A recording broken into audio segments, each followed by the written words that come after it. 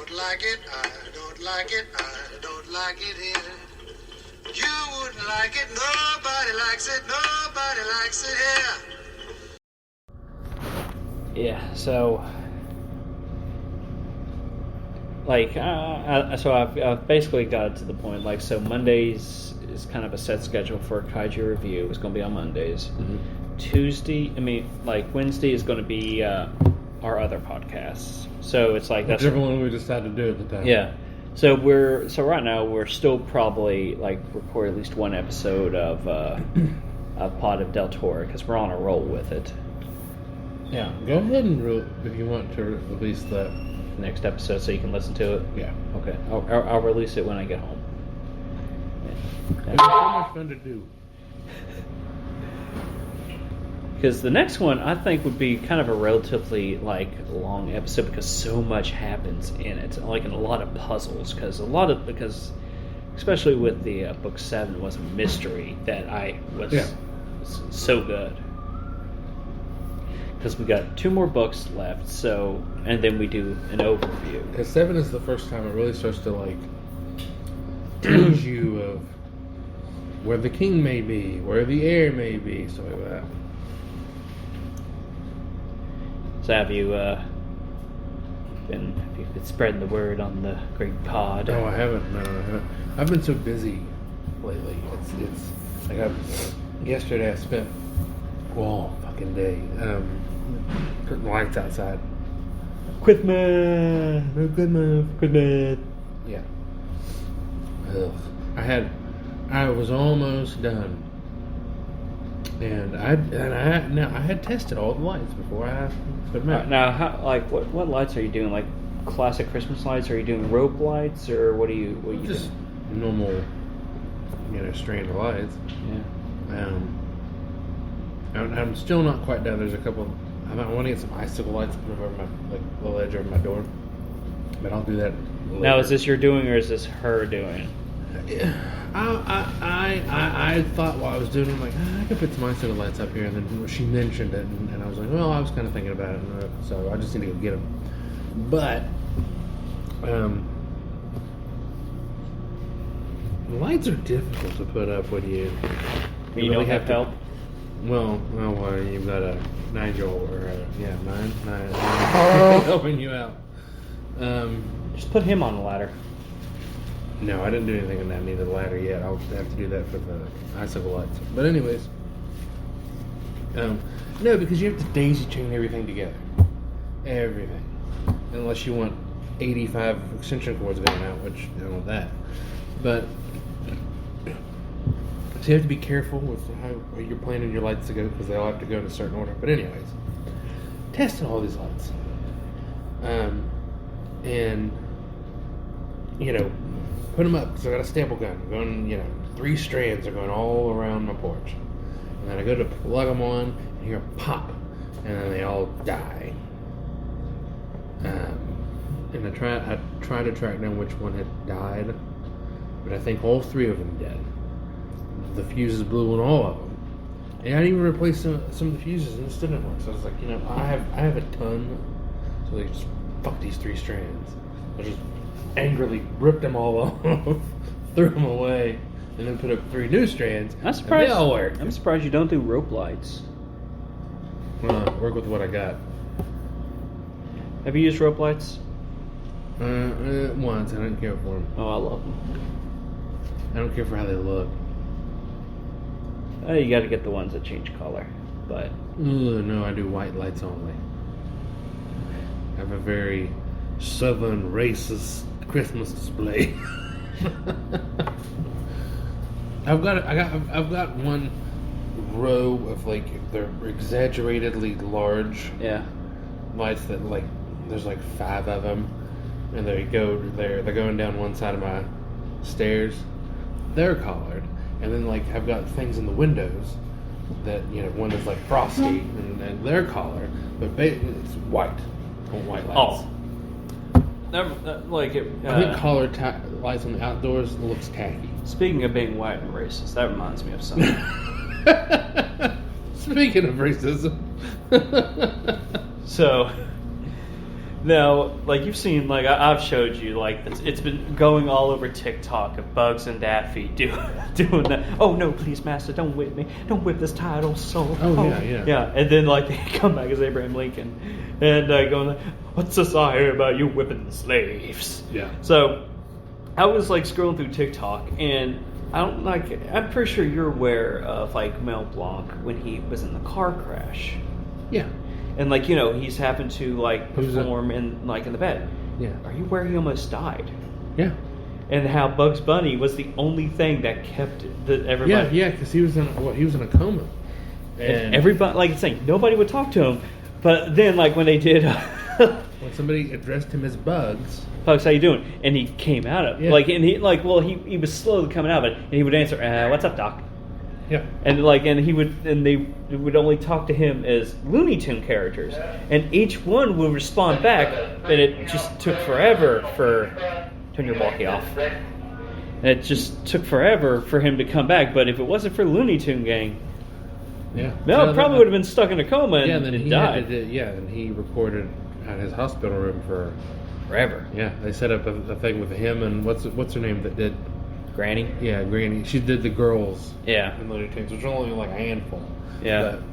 But, I remember being blown away as a like when I was like sixth grade or so when I found out that the entirety of Looney Tunes was done by 2 people. And it was like 90% Mel Blanc. I'm like, what? Like one guy does all of it? Because now it's like a dozen guys. And there were some points it's like you had other people do other voices. Like if Mel was like, have somebody else do it for a bit. I need a break. But yeah, like it's. I think the next episode of Cartoonomy we need to talk about Mel. Mel Blanc. Yeah, we did do Mel Blanc. And we'll go through his music repertoire. Because if anybody listening, get the chance, listen to Mel Blanc. He didn't just do Looney Tunes. He did. He did Mr. Sprocket. He did so much, like even Jetsons, and I mean, he did. Who did he do on Flintstones? He was all over the place. Yeah, he worked a lot with Hanna-Barbera, especially during that era, during the Looney 60s. Tunes was like was him. Literally. You know what it was all of them. You know what we knew? Who was the only other person besides Mel Blanc who has done a lot of voice acting? There's a few. What's his name that does Philip J. Fry? Oh, Billy West. Billy West he's Bugs Bunny and Daffy Duck. Yeah. And Porky. And Porky. No, he's not Porky. There's one guy that does Porky, and he only does Porky. No, Billy West has done Porky before, though, I think. Yeah, but the guy that does Porky now. Yeah. He's because it's like Looney Tunes is like one guy does Porky, one guy does Marvin the Martian, and Billy West does Daffy and Elmer and all them. You know, Billy West does a little more than anybody else, but it's like 6-7 guys doing what Mel Blanc did by himself. Yeah, which is just impressive. We'll have to. I think our next episode of Cartoonomy maybe go through the history of Looney Tunes. I don't know voice actors now, because it's like I would say John DiMaggio, but he kind of always sounds like himself. Yeah, whereas like Billy West doesn't sounds Zoidberg does not sound like Fry. Yeah, you got Maurice LaMarre who does a lot of different stuff too. He does a lot of different stuff, and it's like most of the time I don't think people can tell. I can tell when it's him. There's just a certain tonality to his voice. There was a Watch Mojo here forever ago that they did the top 10 voice actors, greatest voice actors. Mel Blanc was number 1, correct? He was either the first or second. I can't. Who the hell's better? I can't remember who it was.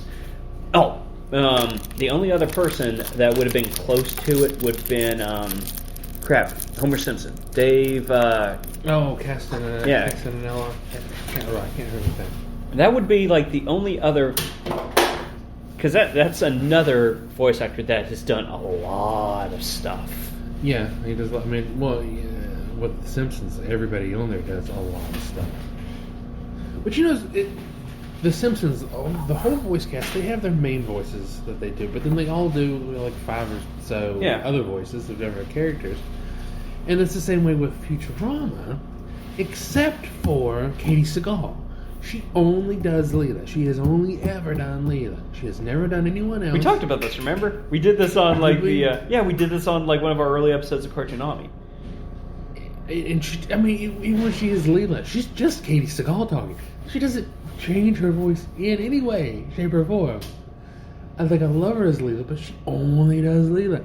And she must have it in her contract or something that she does only Leela, not even like random, lady. I don't think she stop. really has. You know what I mean? Yeah. No, she's only done Leela.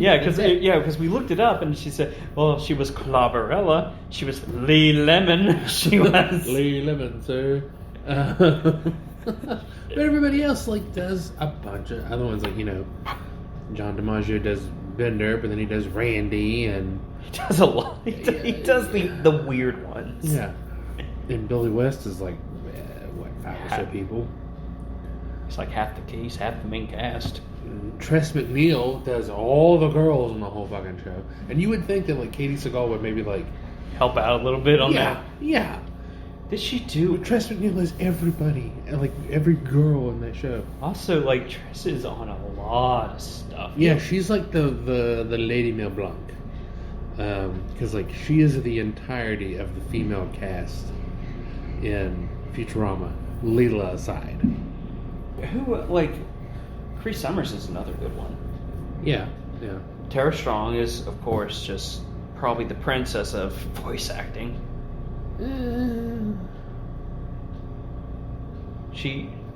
Come on, let's be honest. We grew up to that woman.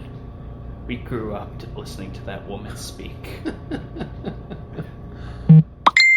I love that woman to death. You grew up listening to Tress MacNeille. You said know it.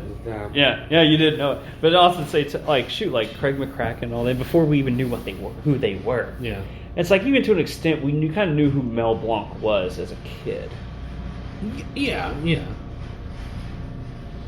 There was, I think, the next Cartoonami, kind of what you guys did, comparing, so and so, doing that. Oh, we did Kevin Costner and who did we compare? Kevin Costner. It was Kevin something else, or and Kurt Russell. Yeah, and Kurt Russell. Yeah. Kurt Russell's in the new Monarch show, by the way. As who? He plays this old guy. It gives me more of a reason to watch it. I love Kurt Russell. If every celebrity out there that you're oh, what do you want to be? I want to be Kurt Russell. I love Kurt Russell. Yeah, he looked like he would be just so much fun to be around. Wasn't he also in Godzilla? Who was he? Who was crap? Who he plays kind of he was in the main character in King of the Monsters. The guy plays Tywin Lannister in Game of Thrones. Oh shit, what was his name? He's the main. He's leader of the bad guy group. No, not him. No, he's no, he plays the good guy. He plays Millie Bobby Brown's father. Oh no, that's not Kurt. No. Who am I thinking of? Because I'm not gonna lie.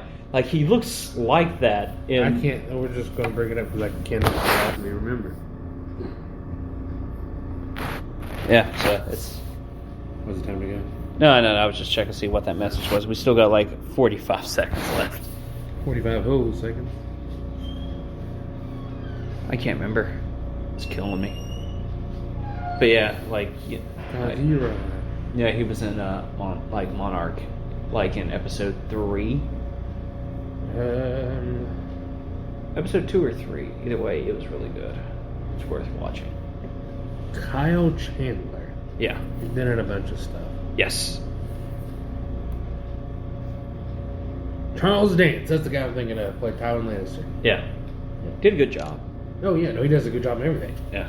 He's a phenomenal actor. Yeah, so... Yeah, expect probably the next episode of Cartoonami. we'll be probably talking about Mel Blanc and voice actors in general. Yeah, so we haven't had a good conversation like that in a good while. We'll pick Mel Blanc and another phenomenal voice actor, and we'll compare. We'll rank them. We'll rank them. Let's do it. Let's rank our top 10 voice actors.